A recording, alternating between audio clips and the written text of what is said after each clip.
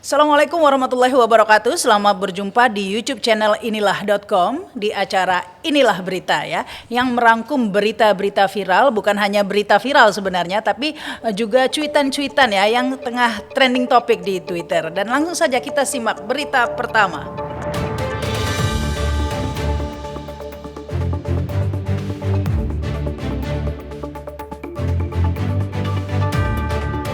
Ya, berita pertama kami menyoroti video viral ya, pernyataan MH Ainun Nadjib atau yang akrab disapa dengan Cak Nun ya. Di situ Cak Nun mengkritik pedas Presiden Jokowi, bukan hanya Jokowi tapi juga Luhut Binsar Panjaitan ya, dan juga oligarki. Di situ disebutkan bahwa Jokowi ini disamakan seperti Fir'aun, sementara Luhut Binsar Panjaitan disamakan dengan Haman begitu, atau penasehat Fir'aun.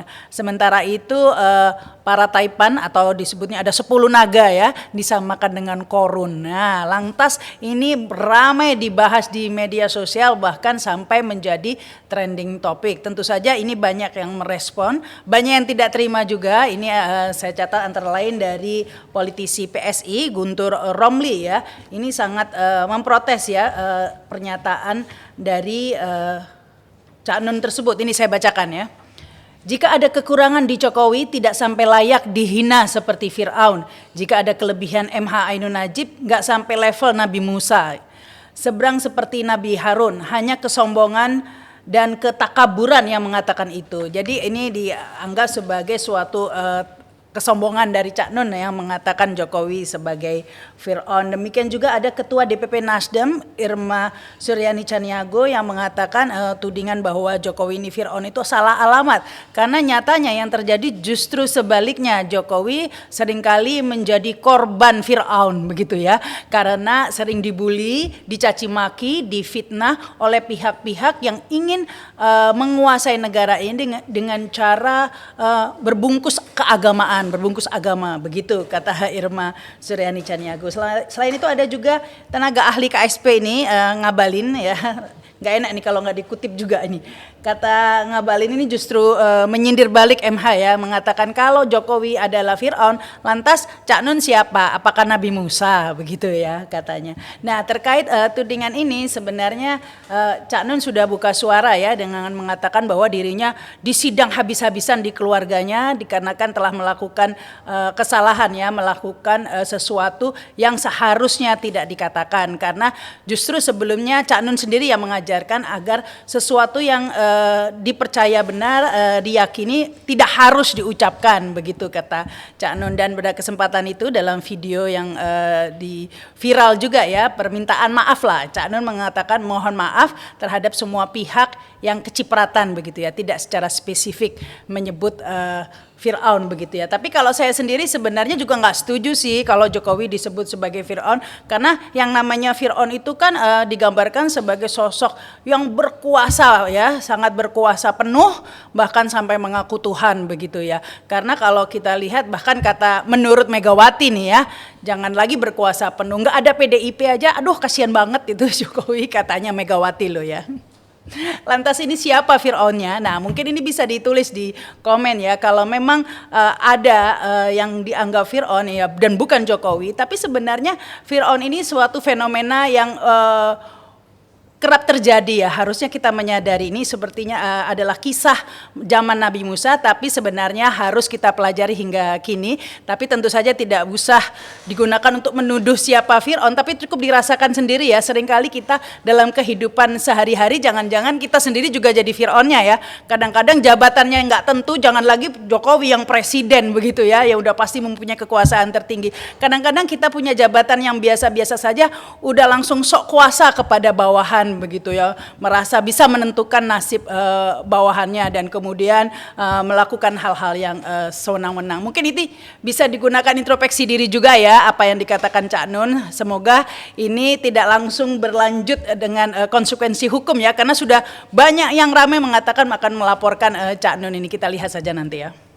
Berita kedua kita menyoroti bentrokan maut di Morowali Utara di PT GNI ya, Gunbuster Nickel Industry ya. Saat itu menyebabkan korban jiwa, ada yang mengatakan sampai 3 orang ya, 2 dari pekerja lokal dan 1 TKA ya. Ini bentrokan memang terjadi antara pekerja lokal yang WNI dengan TKA asal Cina begitu. Nah, ini tentu terus menjadi ramai pembahasan ya, bahkan selanjutnya terjadi saling tuduh ya, karena kemudian banyak pihak yang mengatakan meskipun ini masih diinvestigasi ya, tapi sudah banyak yang berkomentar ya, mengatakan seperti Bupati Morowali Utara, kemudian Kapolri sendiri menyatakan, demikian juga PT GNI ya, mengatakan bahwa bentrokan tersebut tidak dipicu oleh TKA Cina ya. Tidak benar jika TKA melakukan penyerangan terlebih dahulu. Tidak ada penganiayaan yang dilakukan oleh TKA terlebih dahulu begitu ya, yang keluar konfirmasinya. Namun demikian hal ini dibantah ya oleh BC Serikat Pekerja Nasional, ini ada Kat Saing, mengatakan bahwa justru yang terjadi sebenarnya sebelum peristiwa sebenarnya para pekerja lokal sudah melakukan demonstrasi begitu ya. Ini terkait ada beberapa tuntutan, yang pertama tentang kesehatan, keselamatan kerja. Mereka menuntut agar keselamatan kerja ini lebih dijamin dengan menyediakan APD dan sesuai dengan prosedur. Selain itu mereka juga menggugat agar penghapusan upah, pengurangan upah yang tidak jelas ini dihapuskan begitu ya. Dan di samping ada tuntutan-tuntutan lainnya. Namun ditunggu hingga hari Sabtu kemarin itu tidak ada respon ya, sepertinya tidak ada respon dari perusahaan. Kemudian para pekerja menganggap ini tidak ada itikat baik dari perusahaan sehingga mereka memutuskan untuk melakukan mogok kerja. Nah, namun ketika mogok kerja itu dilakukan, ada pihak-pihak yang masih di dalam, para pekerja lokal yang masih di dalam dihalang-halangi oleh pengawas, tidak bisa ikut begitu ya aksi mogok kerja. Nah, para pekerja yang dari luar mendatangi, tapi di tengah itulah kemudian diserang oleh TKA. Itu menurut versi dari Serikat Pekerja Nasional Morowali Utara ya, bahwa mereka diserang oleh TKA terlebih dahulu. Namun ini semua terjadi pembantahan begitu ya. Sementara pihak kepolisian sendiri sudah menangkap dan menahan begitu ya 17 tersangka yang semuanya adalah WNI. Kemana TKA-nya saya juga tidak tahu, mungkin kita tunggu saja ya, karena sebenarnya kasus ini masih diinvestigasi, tapi memang sudah, meskipun baru terjadi, sudah banyak yang mengeluarkan statement seakan-akan bahwa memang yang terjadi adalah warga negara Indonesia dulu atau pekerja lokal dulu yang menyerang begitu ya, sementara tidak benar bahwa TKI penyebab atau pemicunya. Nah, sementara itu kita sendiri tentu tidak usah berkomentar dulu ya, karena kita nantikan saja bersama-sama perkembangan kasus yang tengah didalami dan diinvestigasi ini. Tentu kita berharap agar ini diusut tuntas ya, kalau perlu DPR membentuk pansus begitu ya, karena ini sebenarnya isu sensitif ya, yang sewaktu-waktu bisa meledak karena mengandung berbagai aspek. Bukan tidak mungkin kemudian menjurus kepada kerusuhan rasial, mengingat terjadi kecemburuan di sana ya, karena upah yang diperoleh oleh para pekerja lokal ini sangat minim. Ini disoroti oleh Said Iqbal ya, Presiden Partai Buruh, yang mengatakan bahwa upah mereka itu sampai hanya 3,6 juta saja, padahal PT GNI ini menghasilkan hingga triliunan rupiah. Inilah yang disoroti. Jadi mungkin ini sekaligus untuk meninjau kembali ya kebijakan-kebijakan terhadap perburuhan atau tenaga kerja di Indonesia, agar pemerintah juga mengawasi kembali kebijakan dengan membuka TKA yang datang, termasuk juga ke pekerja-pekerja non-skill ya. Ini mungkin yang perlu disoroti oleh DPR pastinya juga ya, agar ini kemudian diusut tuntas. Namun perlu saya sampaikan juga ya, sebagai background mengapa peristiwa ini terjadi. Salah satu pemicunya adalah kita tahu sebelum mogok kerja itu terjadi, salah satu seleb TikTok ya bernama Nirwana Seleh ya, itu meninggal dalam kecelakaan kerja di PT GNI bersama satu karyawan lainnya akibat kebakaran di smelter. Nirwana ini terjebak dalam krain hingga berjam-jam hingga hangus menjadi abu. Mungkin ini juga menjadi salah satu pemicu para pekerja lokal untuk protes dan sampai mogok kerja ya, menuntut agar keselamatan kerja mereka lebih diperhatikan dan perlindungan kerjanya. Kita beralih ke berita ketiga ini ya, menyoroti pertemuan Ketua Umum Partai Nasdem Surya Paloh dengan Luhut Binsar Panjaitan di London ya. Foto pertemuan mereka pertama kali disebarkan oleh Peter Gonta. Namun demikian Ahmad Ali mengatakan bahwa pertemuan mereka sebenarnya hanya pertemuan pribadi karena mereka adalah kawan lama, bukan pertemuan untuk membahas masalah capres, cawapres ataupun Pilpres 2024. Namun demikian rumor atau spekulasi terus beredar begitu ya, berkembang yang mengatakan bahwa pertemuan tersebut sebenarnya adalah lobby-lobby dari Luhut Binsar Panjaitan untuk meminta agar Partai Nasdem batal mencalonkan Anies Baswedan, ataupun kalau tetap mencalonkan Anies maka wakilnya harus Luhut Binsar Panjaitan. Nah, tentu saja spekulasi ini sudah dibantah. Namun demikian publik tetap mengkait-kaitkan, mungkin ini juga terkait dengan komentar sebelumnya kita baca di berbagai media bahwa Ahmad Ali, Wakil Ketua Umum Partai Nasdem, pernah mengatakan bahwa calon wakil presiden yang cocok untuk Anies Baswedan adalah sosok atau tokoh yang berpengalaman di pemerintahan. Apakah ini maksudnya Luhut?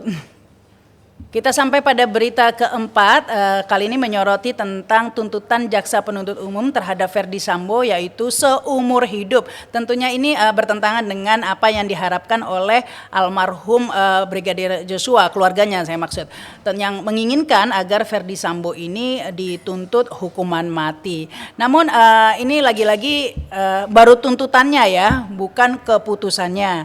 Ini yang dikhawatirkan banyak pihak ya, mengingat Ferdy Sambo ini kan masih mempunyai dana yang besar ya, aset-asetnya masih banyak, sehingga masih banyak yang mengkhawatirkan jalannya persidangan ini terus disoroti ya, jangan sampai tuntutannya seumur hidup, vonisnya seumur jagung nanti.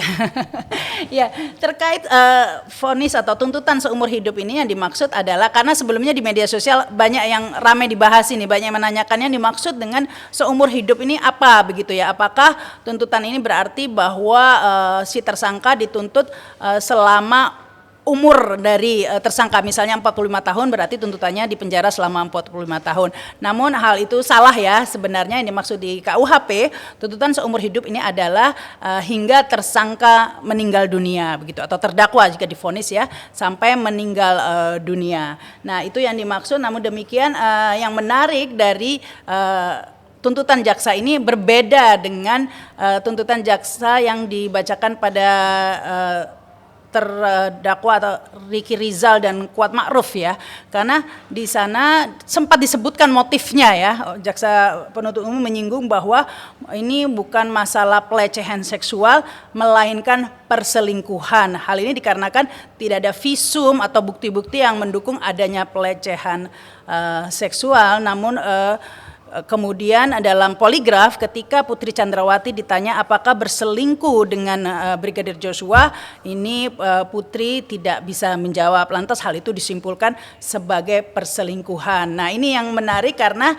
motif ini sebenarnya yang dari awal kasus ini selalu menjadi pertanyaan publik, apa sebenarnya motif pembunuhan ini, karena masih banyak yang meragukan ini hanya sekedar urusan seksual begitu ya, karena banyak yang mengira bahwa motifnya jauh lebih dari itu. Namun dalam tuntutan di Ricky Rizal dan Kuat Ma'ruf ini sepertinya jaksa penuntut umum cukup puas dengan kesimpulan perselingkuhan begitu. Meskipun masih banyak yang bertanya-tanya, apa benar Brigadir Joshua ini berselingkuh dengan Putri Chandrawati, mengingatkan ada calon istrinya juga. Di samping itu kalau benar terjadi hubungan seksual begitu, mungkin lebih tepat bukan dikatakan perselingkuhan, tetapi justru Brigadir Joshua adalah korban kekerasan seksual, mengingat relasi kuasa begitu ya, mengingat Putri Chandrawati dalam hal ini adalah sosok yang lebih berkuasa. Hal itu disampaikan oleh Reza Indragiri ya, saya baca di media di inilah.com ya, bahwa ini perselingkuhan itu sendiri sebenarnya terlalu disimplifikasi jika langsung disimpulkan hanya seperti itu, mengingatkan ada relasi kuasa tadi itu. Nah, namun yang menarik di sini ternyata motif itu tidak lagi disebutkan ya dalam tuntutan yang dibacakan untuk Ferdy Sambo. Kita sampai kepada berita terakhir ini, berita kelima ini menyoroti kasus dugaan korupsi ya, pengadaan tanah di Pulau Gebang yang menurut KPK ini potensi kerugiannya mencapai ratusan miliar rupiah, namun belum dihitung pasti berapa jumlahnya ya. Dan yang menarik bahwa dugaan korupsi pengadaan tanah di Pulau Gebang ini terjadi pada tahun 2018 hingga 2019. Itu artinya di era Anies Baswedan ya. Kita nantikan ini sampai di mana kasus ini mengalir begitu. Yang pasti KPK ini sudah menggeledah gedung DPRD DKI ya. Nah, menurut kabar gedung atau lantai yang digeledah itu adalah lantai 3, 4 dan 8, yaitu ada yang mengatakan bahwa ruangan yang digeledah itu adalah ruangan Ketua DPRD DKI Prasetyo Edy Marsudi, sementara 3 lantai lainnya adalah ruangan dari fraksi Partai Golkar, PSI, PDIP dan juga Komisi C begitu. Namun demikian dari fraksi PSI membantah ya bahwa tidak ada ruangan fraksi PSI yang digeledah oleh KPK. Sementara yang lainnya belum ada konfirmasi. Kita nantikan saja kemana kasus ini akan mengarah ya. Sebelumnya Anies Baswedan ini kan pernah disangkutkan ya dengan dugaan kasus korupsi Formula E hingga saat ini tampaknya belum berlanjut. Namun saat ini banyak yang kemudian mengkait-kaitkan ya dugaan kasus korupsi pengadaan tanah di Pulau Gebang ini dengan Anies Baswedan. Kita nantikan perkembangan kasus ini. Demikianlah inilah berita kali ini. Pastikan Anda subscribe begitu ya di YouTube channel inilah.com dan ikuti terus ya program-program di YouTube channel inilah.com. Saya Rahma Sarita, terima kasih yang sudah menyaksikan tayangan ini. Jangan lupa komen juga ya. Wassalamualaikum warahmatullahi wabarakatuh. Sampai jumpa.